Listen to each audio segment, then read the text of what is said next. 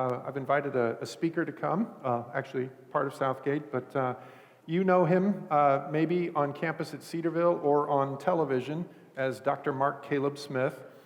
He is one of the political professors at Cedarville, and he's also part of Southgate family. He's helped us with our Celebrate Simunye group, and he's done a lot of different speaking engagements. And today and next week, he's going to do a two-part sort of, I don't know if it's going to be a continuous message, but just two messages that are going to help us as we get ready for this election cycle. We're just less than 40 days away from the next election.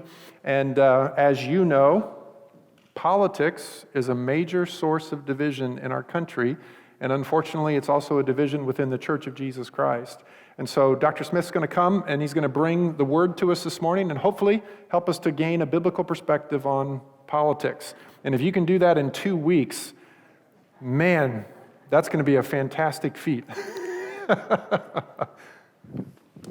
This has been an interesting year, to say the least. I want to think about politics in 2020. You know, it started out relatively predictable. You know, I think you could say that the Trump presidency has been divisive in some interesting ways and maybe in some historic ways. But as we rolled into 2020, things appeared to be somewhat stable, even though it was polarized. The economy was going along relatively well. President Trump seemed to be coasting to a relatively straightforward, easy re-election bid, most likely. And then late February happened. We ended up in the middle of a global pandemic. We were shut down. We got used to things like social distancing and masks to some extent.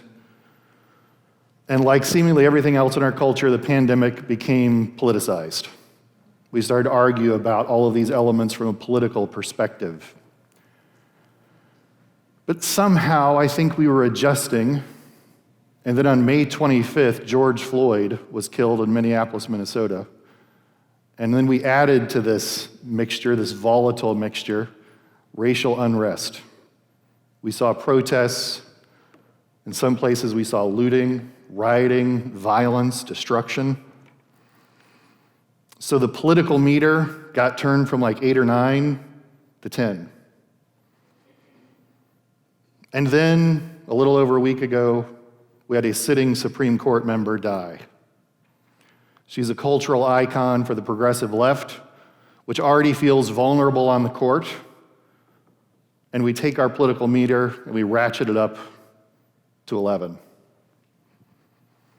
And so if I had to summarize politics in 2020, I'd summarize it with this GIF.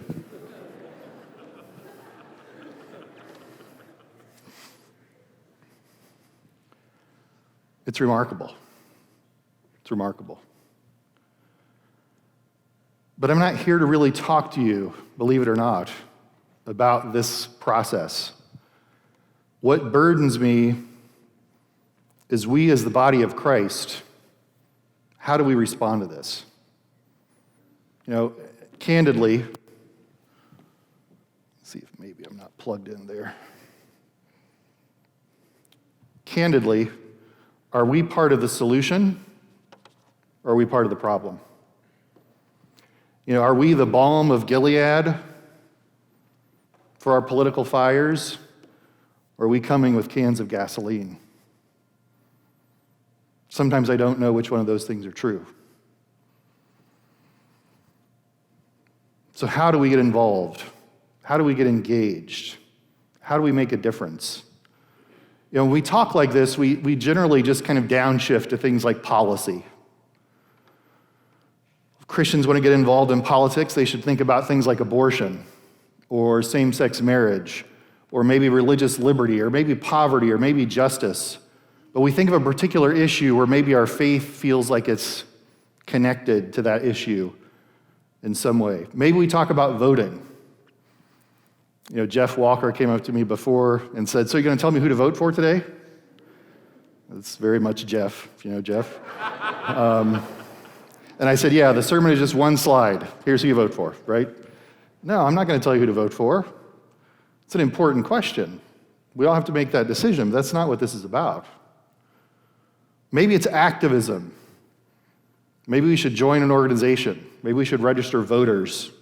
Maybe we should volunteer our time. Maybe we should donate our funds. Maybe we should run for office. Now, I don't want to minimize these things. I don't want you to misunderstand me. I don't want to minimize those things. Those things are crucially important. They're vital if we, as the body of Christ, want to affect our government. These are the ways that we can bend our government toward justice and toward godly outcomes. I don't want to dismiss these things. But the question is that good enough? Are these things good enough? Are they sufficient? More critically, do they represent Christ to the world? And so we have to think a little bit more broadly about our approach to politics. It can't just be limited simply by these things, even though these things are important. Now, I know that Bobby spent the summer talking about the Sermon on the Mount, and I don't want to tread over that territory very much. But I think this gives us a handle on how we should approach the political world. You know, the Sermon on the Mount is Christ's effort to tell us how we should exist in a culture that's surrounded us, that's against us. He makes it very clear that that surrounding isn't always comfortable. We're going to stick out. It's going to be hard. That's what it means to be a city on a hill.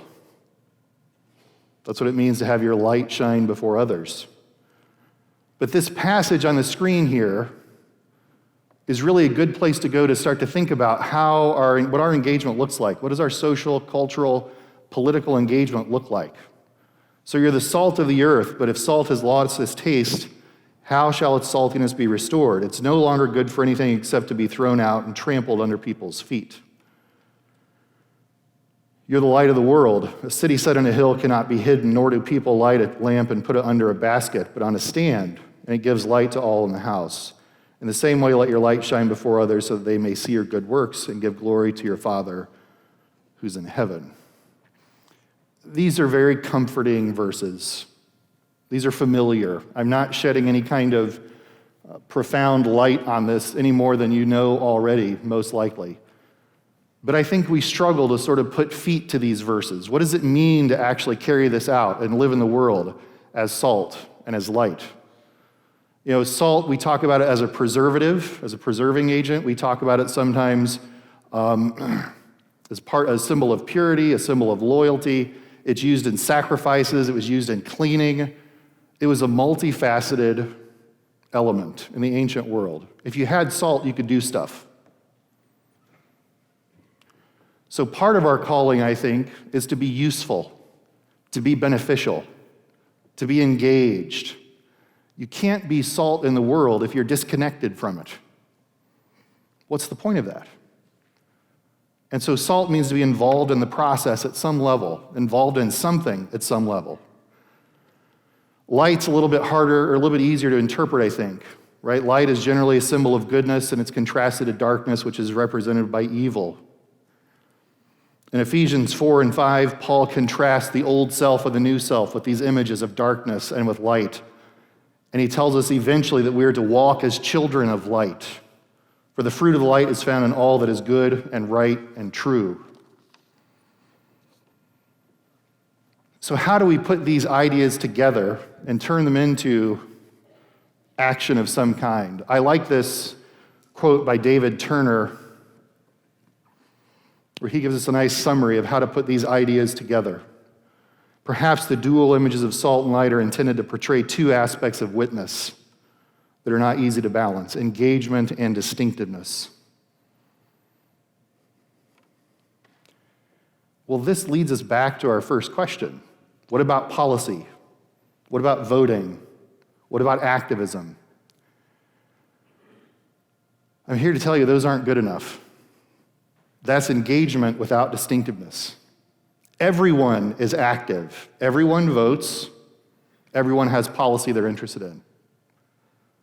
It's true for liberals, true for conservatives, socialists, communists, libertarians, Greens, you name it, they are engaged. They're active. What we need is distinctiveness. Not engagement, but distinctiveness. How do we distinctively engage the political world in a way that represents Christ well? We're sorely lacking in that distinctiveness. So for the next 2 weeks, for the remainder of today and next week, I'm going to talk to you about the different ways that we can distinctively engage the political world. What does it mean to bear the marks of Christ as you enter the public sphere? And we're going to start with the easiest one. Love your enemies. Love your enemies. You know, love, it is such a fundamental part of who we are as believers. God is love. For God so loved the world. So now faith, hope, and love abide, these three, but the greatest of these is love. By this, all people will know that you're my disciples if you have love for one another. And even when Christ is told or asked about the greatest commandments, what does he say? He talks about love. He talks about love. You shall love the Lord your God with all your heart, with all your soul, with all your mind. This is the great and first commandment. And a second is like it. You shall love your neighbor as yourself. Love binds these things together. Love anchors us to God. It also anchors us to our fellow human beings. Love is all around us as people of Christ. But this kind of love isn't good enough. It's not good enough. This is a high bar. It's not high enough. We have to go beyond simply loving each other. We have to go beyond loving God. We have to go beyond loving our neighbors. It's not good enough. What are we supposed to do instead? We're supposed to love our enemies. So Matthew 5:43 verse through 48. Again, Bobby talked about this, so I don't want to go over this ground too much. But it's a remarkable passage. Very clearly spells out what our obligations are. You've heard that it was said, you shall love your neighbor and hate your enemy, but I say to you, love your enemies and pray for those who persecute you, so that you may be sons of your Father who's in heaven. For he makes his sun rise on the evil and on the good, and he sends rain on the just and the unjust. For if you love those who love you, what reward do you have? Do not even the tax collectors do the same? And if you greet only your brothers, what more are you doing than others? Do not even the Gentiles do the same?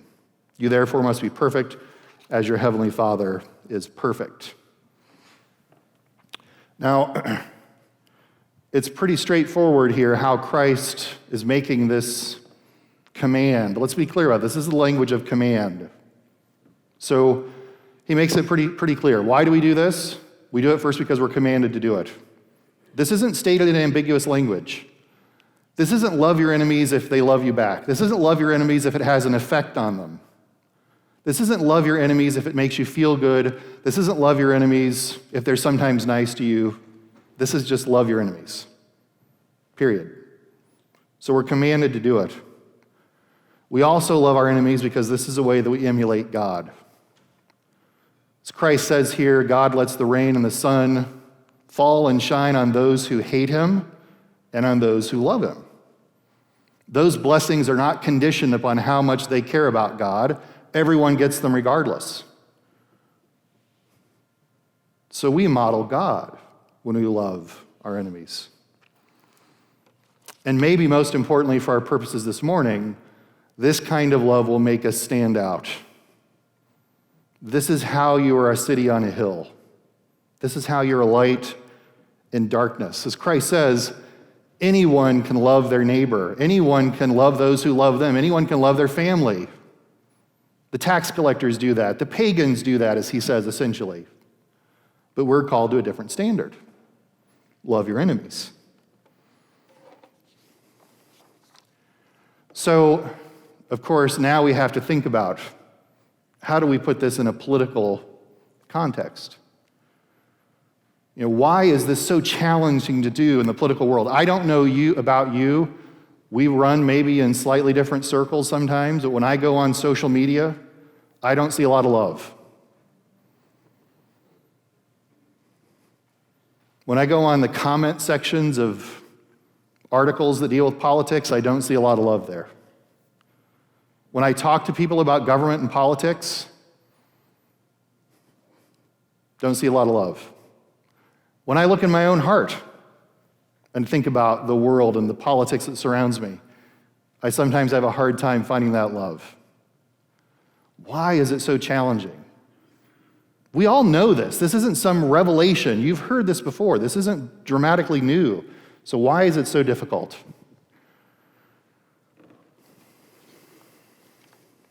It's difficult for several reasons, and I want to get into them. But firstly, politics, I think uniquely in most of our lifetimes, is defining our relationships and defining our communities. It's defining our relationships and our communities. I want to give you some numbers here, not a whole lot. But in 1973, roughly half of newly married couples were in different political parties. Now that number's moved up to 74%. 74%, I should say, are the same party label. And so the most fundamental relationship we have is becoming more and more partisan. We're marrying people who think the way that we do politically. And that might make sense at some level, but it goes well beyond marriage. You know, we used to say that the church was the most segregated hour in terms of race in the country. I hate to tell you, it's also the most segregated hour in terms of partisanship in the country. We go to church with people who agree with us politically. So it's unlikely that we interact with people within the body of Christ who have different political points of view. But it goes even beyond that. You may not believe me, I don't know. But did you know that Republicans and Democrats watch different television shows? They eat different kinds of food. They drive different kinds of cars. They shop in different kinds of places. Let me give you some examples. I'm going to show you a list of television shows. Is this the Republican list or the Democratic list? The Hallmark Channel, Blue Bloods, Duck Dynasty, yeah, that probably gives it away. House Hunters International, Longmire, Person of Interest. I mean, the guy who played Jesus is on that show, right? I mean, so we have to almost watch that. So you know, right? This is the Republican list. This is the Democratic list. Real Time with Bill Maher, The Daily Show, Community, Masterpiece on PBS, Modern Family, The Good Wife. I mean, in some ways this is self-evident maybe, but Democrats tend to watch these kinds of shows. What about food? We eat different kinds of food. All right, think about which of these you prefer. Do you prefer muffins or brownies? Burritos or gyros? Avocado salad or Caesar salad? Well, the research tells us the list on the right is the Republican list. The list on the left tends to be the Democratic list. Now, these things aren't absolute, of course. We all kind of find ourselves in different places on lists like this. But the point of it is that we are drifting into separate political cultures in our country. We are living in political bubbles with what we watch, with what we listen to, with where we go for news, with where we worship, with where we shop. Those two political cultures used to overlap.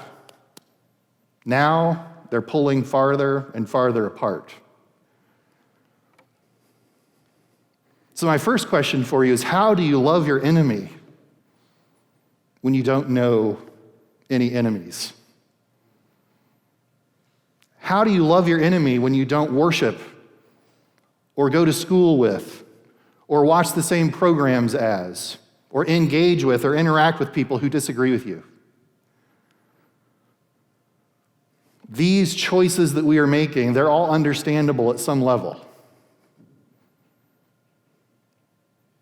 But these choices are limiting our interaction with people who disagree with us.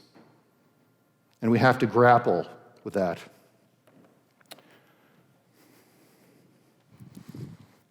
Another reason that this is so challenging to love our enemies is that the culture war has given us more enemies than ever before.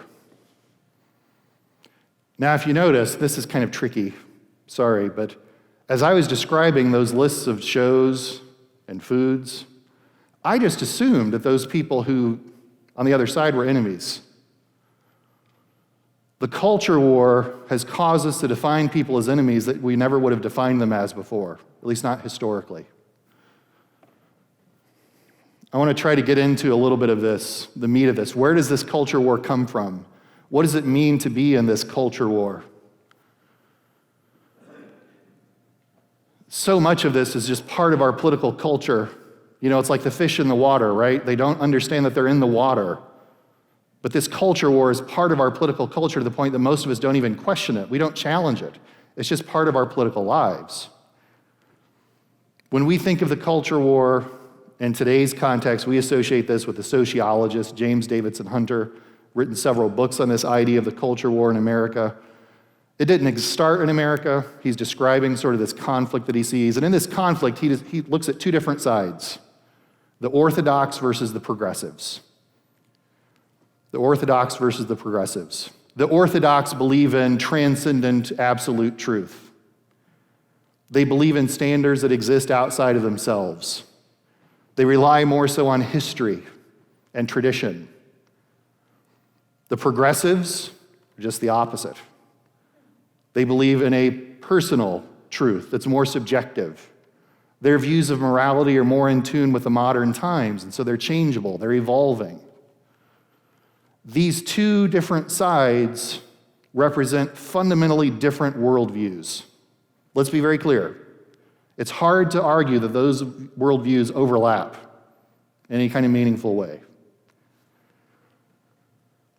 What's interesting, though, is that in America, historically, these cultural conflicts took place between religious groups. So Protestants and Catholics, the 19th century is defined to some degree by this constant debate and argument and competition between Protestants and Catholics in the United States of America. There is also competition and rivalries with Jews, and eventually with Muslims and with other religious groups. And so historically, these cultural conflicts were between religious groups. Now, Hunter argues, and he persuasively shows, the cultural conflict is actually within the religious groups. I want you to think about what that means. Culturally, Hunter argues, and I think he's right, that I, as an evangelical Christian, a conservative Protestant, culturally, not theologically, culturally, have more in common with conservative Catholics, conservative Jews, and conservative Muslims than I have in common with liberal Protestants. So what used to be competition between religious groups, now we're bound together within and across these groups in really unusual, strange ways. And this is because of our cultural affiliations. When you think of the issues of the culture war, we think, of course, gay rights, which eventually leads to same-sex marriage. We think of abortion. We think of transgenderism. Now we think of religious liberty. These issues, of course, are defined by this culture war. The two groups line up on different sides of the camp, and it's understandable to some extent. So I want to be very clear with what I'm going to say, because I'm afraid you might walk out of here and say, Dr. Smith is trying to minimize the culture war. That's not at all what I'm trying to say. These are real issues. These are fundamental conflicts that are taking place in our culture. I'm not trying to minimize that. What I'm going to argue against, though, is should you enter into political engagement with this culture war mentality? In other words, the culture war idea, I think, is a good description of where we are as a society, but it is a terrible way to interact with people. There's no way that we can let our relationships be defined by this culture war motif, because this is how we end up where we are right now, divided, polarized, disconnected from each other.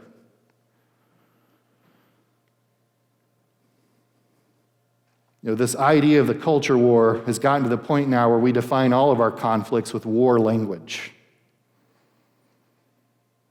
If you pay attention to the news, you've probably heard in the last few years of a war on Christians in America. Maybe you've heard of a war on boys. If you're a progressive, you've heard of a war on women. Maybe you've heard of a war on Christmas. This language of war is chosen very deliberately. It's not accidental. Because when you raise the stakes of a conflict to war, people get passionate. They get engaged. They get invested. And so when we can label these arguments and these disagreements as war, we find ourselves in a different mental space. And candidly, we are willing to do all sorts of things in the name of war that we would never do otherwise. Because we're all convinced that we're soldiers in the conflict. Because this is the political culture in which we find ourselves. What you need to consider is there are groups of people who benefit from this culture war. Political parties, political candidates, interest groups, media outlets, social media platforms. They all grow in power and in wealth through this culture war. Why? Because it inspires clicks. It inspires an addiction to social media where the conflict is satisfying to me on a psychological level to the point where I want to go back to that social media platform and engage in this heated feeling because I'm drawn to it. Media outlets drive this conflict through their headlines, through their news coverage, through their continued focus on division. Political parties, they get volunteers, they get fundraising, they get loyalty out of the culture war. So there are agents in our society that have no interest in solving the culture war. Their interest is in perpetuating the culture war because that's what gives them wealth and that's what gives them power. And ladies and gentlemen, we're not soldiers, we're pawns. We're pawns in that process. We're being manipulated every day by these entities to feed into this mindset. And most of us don't even realize it.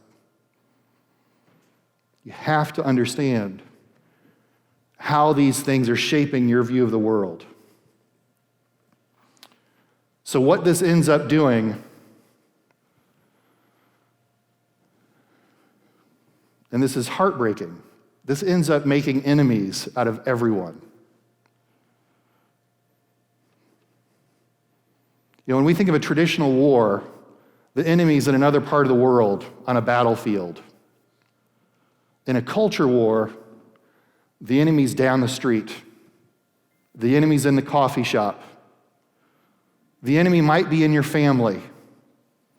The enemy might be across the table from you at Thanksgiving dinner. Because you've convinced yourself this division is so critical that I'm willing to label people enemies as a result.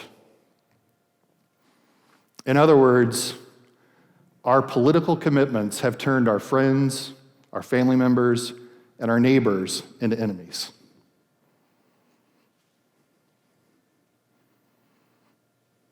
And it's shocking.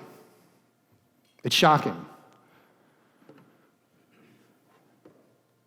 And if you think this is only the other side, you're wrong. Whatever side you're on, everybody does this. There are American conservatives who feel like they have more in common with people in Russia than with progressive Americans. There are American progressives who feel like they have more in common with communist China than their fellow Americans.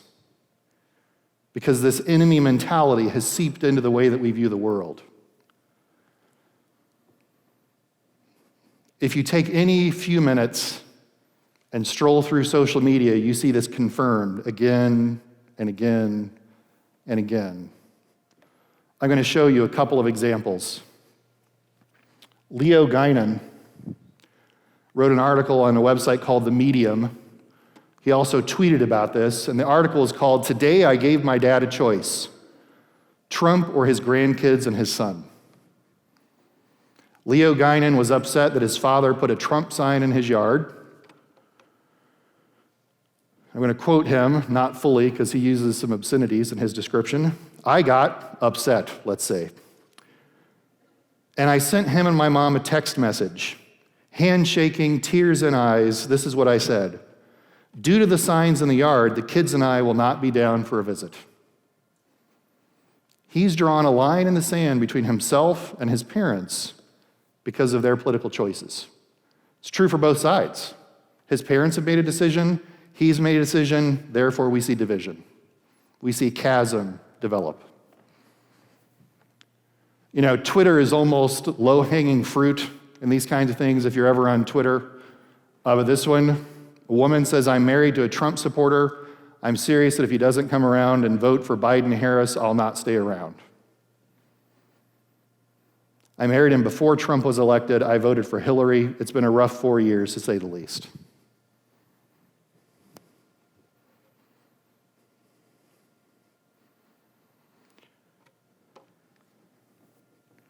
The reason why this is such a problem is because we frequently have a bad perspective on politics and government.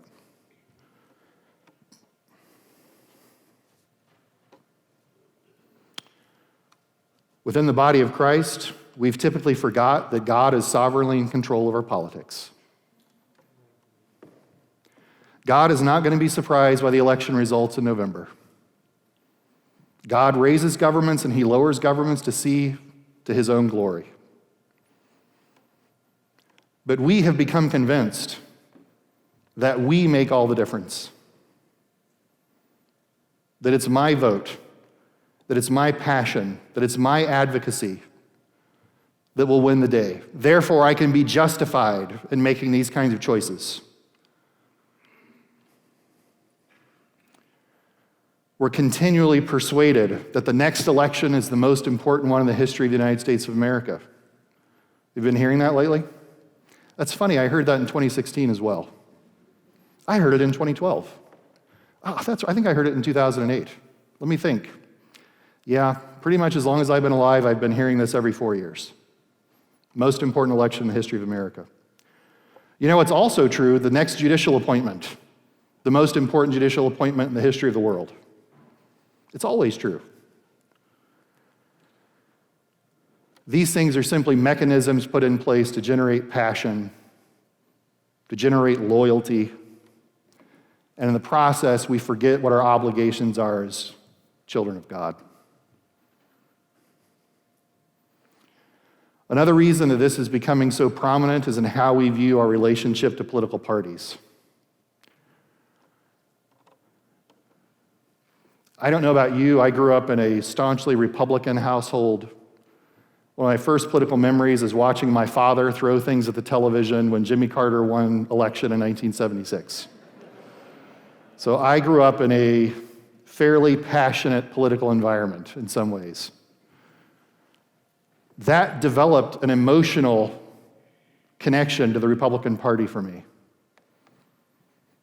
Because I grew up in an environment where was this, in the Mandalorian speak, this is the way. It's just how it is.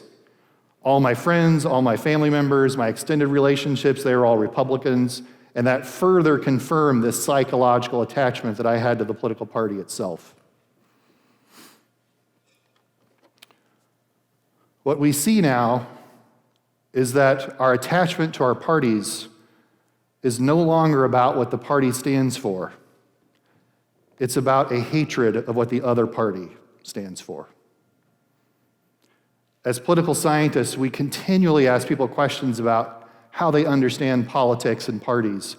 And what we're seeing is a diminishing understanding of what the party represents, but an increasing understanding of what the other party represents.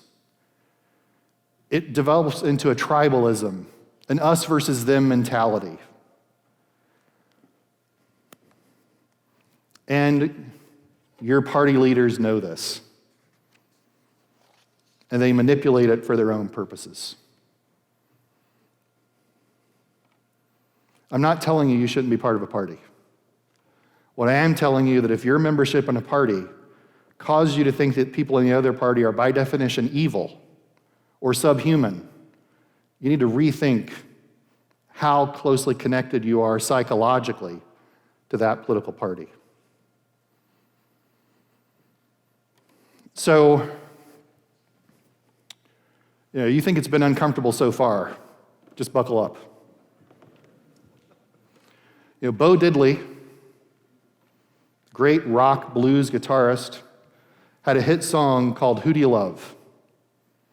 I think his only hit song in any practical sense. But the chorus of that song is a continued repetition of that phrase, who do you love? Who do you love? Who do you love? So I'm going to ask you, who do you love? Do you love Donald Trump and Joe Biden? Do you love Nancy Pelosi and Mitch McConnell? Do you love Ronald Reagan and Bill Clinton? Do you love Tucker Carlson and Rachel Maddow? Do you love Melania Trump and Michelle Obama? Do you love snowflakes and alt-right trolls? If you believe journalists are the enemies of the people, you're still required to love them. If you think Democrats are drifting towards socialism and are going to use the November election to turn us into a communist state, you're still commanded to love them.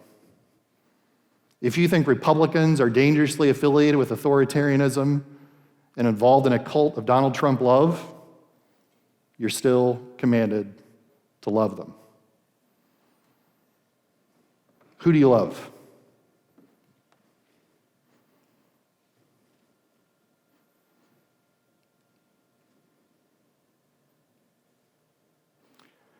One of the great blessings, I think, of Justice Scalia's death in 2016 and now Justice Ginsburg's death in 2020, both of their deaths have thrown their election seasons into tumult.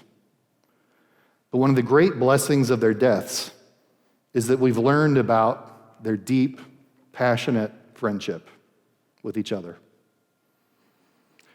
Justice Scalia, the lion of the right, conservative, textualist, originalist, defender of tradition, defender of the American Constitution. Ruth Bader Ginsburg, cultural icon of the progressive left, the notorious RBG, believes the Constitution's an organic document, thinks it was written primarily by out-of-touch, anachronistic white men who were trying to withhold liberty and rights from the disadvantaged and the marginalized. When you think of every hot-button cultural issue and every court case that came up while both of them were on the Supreme Court, they voted on opposite sides of that issue. Marriage, gay rights, abortion, gender, gun rights, religious liberty, they divided on every single one of those dimensions.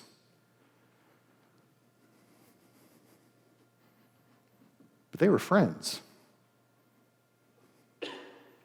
They weren't just friends. I should go farther than that.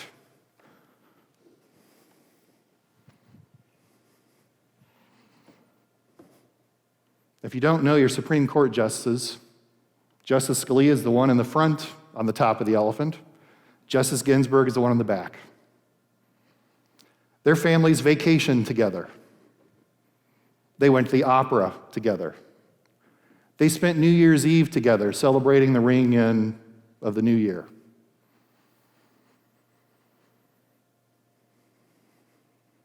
Jeffrey Sutton used to clerk for Justice Scalia, and he recounts in one of his writings that he happened to visit Justice Scalia in his chambers on the day of Ruth Bader Ginsburg's birthday. And Scalia had bought 24 roses and had them sitting on the table and was getting ready to deliver them to Ruth Bader Ginsburg. Sutton decided he was going to give Scalia a little bit of a hard time about this. He said, "You know what? What has this ever gotten you? All those 5-4 decisions, she never voted with you. What's the benefit of this?" Scalia looked at him and said, "Some things are more important than votes." This relationship should give us hope.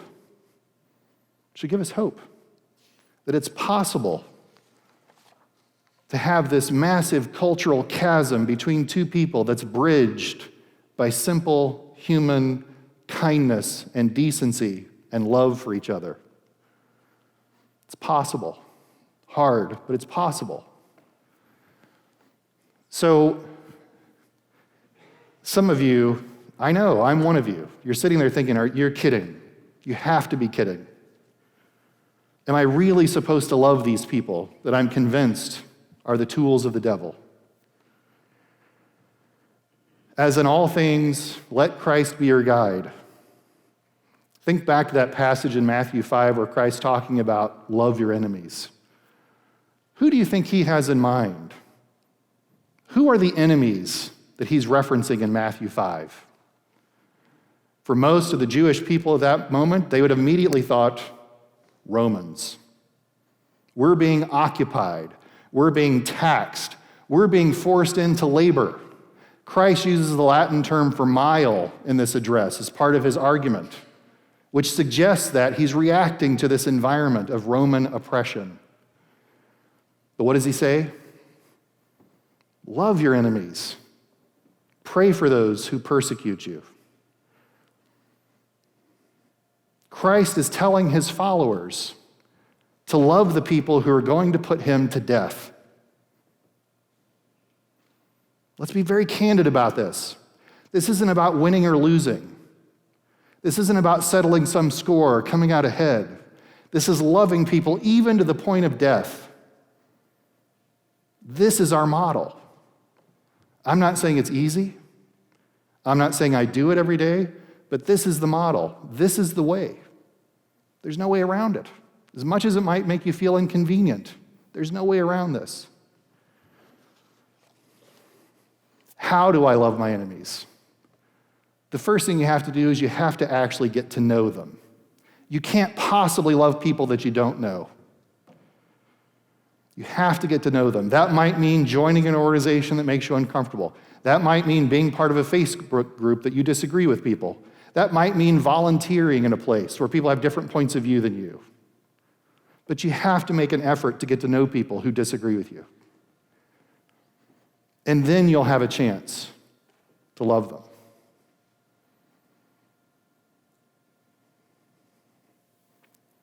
You know, it might seem obvious, but I think at the end of the day, love is going to make you much happier than politics.